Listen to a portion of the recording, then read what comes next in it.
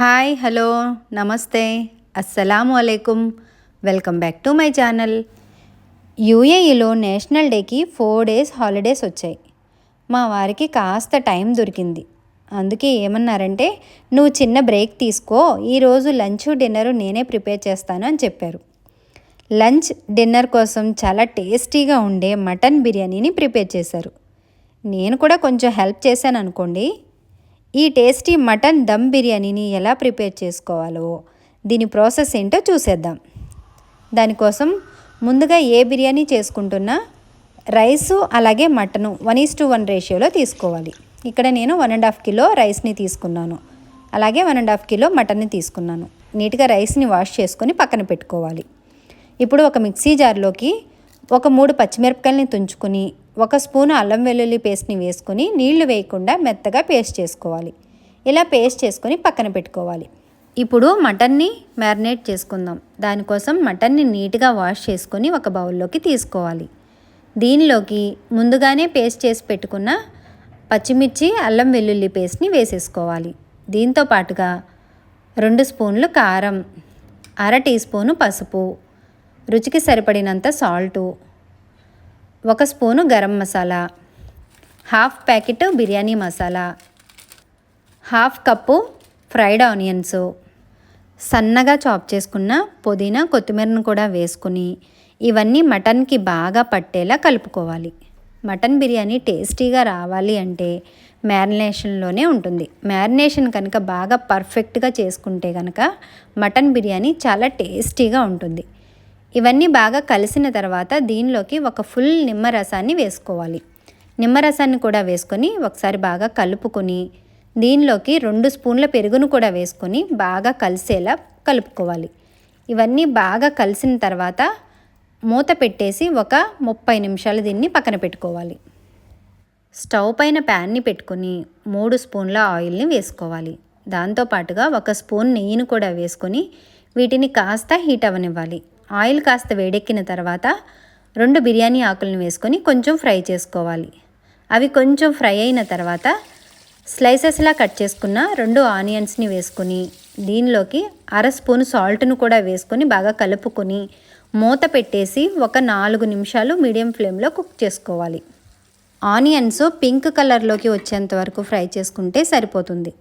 4 నిమిషాల తర్వాత చూడండి, ఇలా ఉంటే సరిపోతుంది. ఇప్పుడు ఒకసారి బాగా కలుపుకొని దీనిలోకి 1 స్పూను అల్లం వెల్లుల్లి పేస్ట్ను కూడా వేసుకొని అల్లం వెల్లుల్లి పేస్ట్ పచ్చివాసన పోయేంత వరకు ఫ్రై చేసుకోవాలి.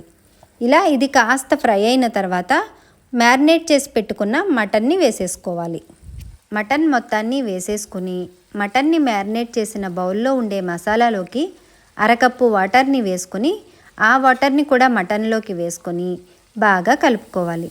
ఇలా బాగా కలిసిన తర్వాత మూత పెట్టేసి ఒక 15 నిమిషాలు హై ఫ్లేమ్లో కుక్ చేసుకోవాలి. 15 నిమిషాల తర్వాత చూడండి, మటన్లోకి వాటర్ అయితే వచ్చింది. ఇప్పుడు ఒకసారి బాగా కలుపుకొని దీనిలోకి 1 గ్లాస్ వాటర్ని వేసుకోవాలి.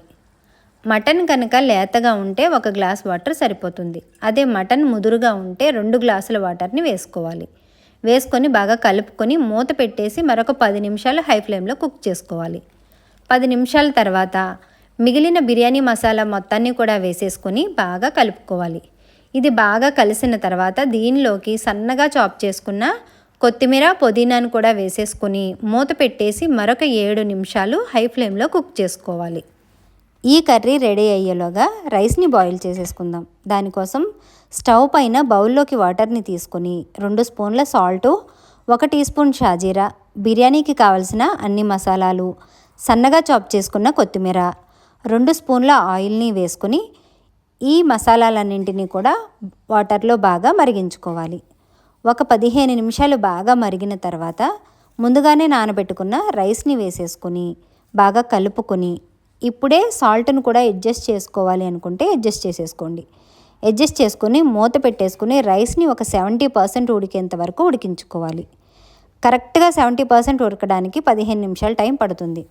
15 నిమిషాల తర్వాత ఈ రైస్ని ఏదైనా స్టెయినర్లోకి స్టెయిన్ చేసేసుకోవాలి. వాటర్ మొత్తాన్ని తీసేసుకొని రైస్ని స్టెయిన్ చేసుకోవాలి. ఇప్పుడు ఈ రైస్ని పక్కన పెట్టుకోవాలి. ఇప్పుడు కర్రీని చెక్ చేసుకుందాం. చూడండి, ఆయిల్ సపరేట్ అయిపోయింది, అంటే కర్రీ కూడా ఫినిష్ అయిపోయింది. గ్రేవీ కూడా ఈ కన్సిస్టెన్సీలో ఉంటే సరిపోతుంది. ఇప్పుడు స్టవ్ ఆఫ్ చేసేసుకొని దీన్ని పక్కన పెట్టుకోవాలి. రైస్ అయిపోయింది, అలాగే కర్రీ కూడా అయిపోయింది. ఇప్పుడు ఈ రెండింటిని కలిపి దమ్ వేసేసుకుందాం. దానికోసం ఒక బౌల్లోకి కొంచెం రైస్ని ఫస్ట్ లేయర్గా తీసుకోండి. సెకండ్ లేయర్గా కొంచెం కర్రీని చూపించిన విధంగా గ్రేవీని కూడా స్ప్రెడ్ చేసుకుంటూ వేసుకోవాలి. అలా వేసుకొని ఫ్రైడ్ ఆనియన్స్ని సన్నగా చాప్ చేసుకున్న కొత్తిమీరను కూడా వేసుకొని దానిపైన మూడో లేయర్గా మళ్ళీ రైస్ని తీసుకోవాలి. అలాగే కొంచెం మిగిలిన కర్రీని కూడా వేసేసేసుకొని గ్రేవీని కూడా ఈవెన్గా స్ప్రెడ్ చేసుకొని మిగిలిపోయిన రైస్ మొత్తాన్ని కూడా మళ్ళీ ఫిఫ్త్ లేయర్గా వేసేసుకోవాలి. అలా రైస్ని వేసుకున్న తర్వాత మిగిలిపోయిన గ్రేవీని కూడా రైస్ పైన ఈవెన్గా స్ప్రెడ్ చేసుకుని ఫ్రైడ్ ఆనియన్స్ అలాగే సన్నగా చాప్ చేసుకున్న కొత్తిమీర పుదీనాను కూడా వేసుకొని దానిలోకి 1 స్పూను నెయ్యిని కూడా వేసుకుని అల్యూమినియం ఫాయిల్ కానీ తడి టవల్ కానీ పేపర్ని కానీ దేన్నైనా పెట్టుకొని దీన్ని దమ్ చేసుకోవాలి. ఒక 20 మినిట్స్ దీన్ని లో ఫ్లేమ్లో దమ్ చేసుకోవాలి. ఇక్కడే కాస్త ప్రాసెస్ ఉంటుంది, కానీ బిర్యానీ రెడీ అయితే టేస్ట్ మాత్రం వేరే లెవెల్ ఉంటుంది. తప్పకుండా ట్రై చేయండి. ఒక 20 మినిట్స్ దమ్ అయిన తర్వాత స్టవ్ ఆఫ్ చేసేసుకొని వెంటనే మూత తీయకుండా ఒక 5 మినిట్స్ గ్యాప్లో మూత తీసుకొని రైస్ని చెక్ చేసుకోండి. బిర్యానీని బాగా కలపాల్సిన అవసరం లేదు, ఎందుకంటే లేయర్స్లా వేసాం కాబట్టి సర్వ్ చేసుకునేటప్పుడు కలుపుకుంటూ సర్వ్ చేస్తే సరిపోతుంది. చూడండి, రైస్ కూడా పొడి పొడిలాడుతూ స్టికీగా లేకుండా పర్ఫెక్ట్గా దమ్ అయింది. అంతేనండి, చాలా టేస్టీగా చాలా యమ్మీగా ఉండే మటన్ దమ్ బిర్యానీ రెడీ అయిపోయింది. ఇంకా దీన్ని ఒక సర్వింగ్ బౌల్లోకి తీసుకొని సర్వ్ చేసుకోండి. మా హస్బెండ్ చేసిన ఈ రెసిపీ మీకు నచ్చిందని అనుకుంటున్నాను. ఈ రెసిపీ మీకు నచ్చితే కనుక లైక్ చేయండి, అలాగే మీ ఫ్రెండ్స్ అండ్ ఫ్యామిలీతో షేర్ చేసుకోండి. ఇలాంటి మరిన్ని రెసిపీస్ కోసం నా ఛానల్ని సబ్స్క్రైబ్ చేసుకోండి. Thank you. అల్లా హఫీజ్. వీడియో మధ్యలో మెన్షన్ చేయడం కుదరలేదు, అందుకని లాస్ట్లో మీతో షేర్ చేసుకుంటున్నాను. నేను యూజ్ చేసిన బిర్యానీ మసాలా షాన్ సింధీ బిర్యానీ మసాలా. షాన్కి సంబంధించిన ఏ మసాలా అయినా సరే చాలా బాగుంటాయి. ఇండియాలో డీమార్ట్లో కానీ రిలయన్స్లో కానీ దొరికితే మిస్ చేసుకోకండి. ఈ ప్రోడక్ట్ని నేను అడ్వర్టైజ్మెంట్ చేయట్లేదు. ప్రోడక్ట్ క్వాలిటీ టేస్ట్ బాగున్నాయి కాబట్టి మీతో షేర్ చేసుకుంటున్నాను. మీరు కూడా ఈ టేస్ట్ని తప్పకుండా ఎంజాయ్ చేయండి. ఇలా నన్ను సపోర్ట్ చేస్తూనే ఉండండి. Thank you.